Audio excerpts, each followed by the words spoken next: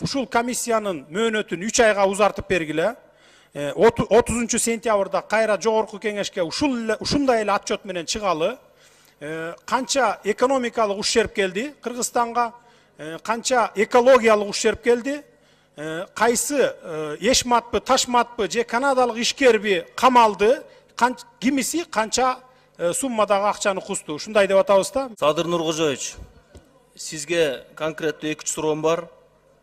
Буга чейин депутаттык 2 комиссияга мен катышып, кийин жиркенип чыгып кеткенмин. Сиз колуңузду жүрөккө коюп туруп ант бериңизчи, ушу комиссияны аягына чейин чыгарасызбы?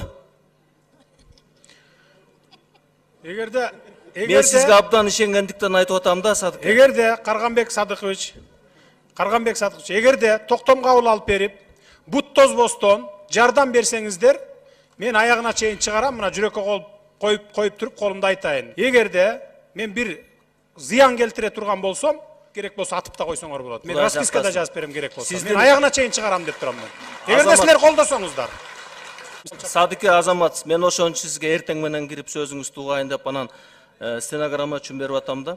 Мына сиз айттыңыз 117 килограммдан күнүнө топтоп аткан алтынды колуңуз менен кармап көрүп, анан атайын ошо бизге көрсөттүңүз. Бул чындык да, туурабы? Туура. Мен эсептеп көрдүм. Эгерде 117 килограммдан алтын күнүнө куюлуп аткан болсо, бул деген 1.377.580 унция болот да. Анан лондонский биржа менен среднем 1500-төн эсептегенде 2 миллиарда доллара день. Андай эмес, андай эмес. 2 миллиард эмес, миллион болот да, ошондо 100 килограмм алтын.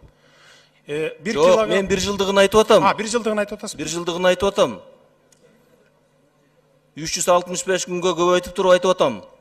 Эме элдин кулагына күмүш сырга деп атам да келечекке. Анан сиз айттыңыз 33 эсе жанагы химикаттар, ядовитые вещества 33 эсе превышает дедиңиз. Бул туурабы? Туура, булардын экологиялык паспорту боюнча 180 мышыяк жана менин касиеттүү нарыным көздөй агып аткан суунун баарында мышыяк 22 эсе көп дедиңиз. Туурабы? Туура, бул Казакстандан келген результат. Рахмат. Топурактын составында, топурактын.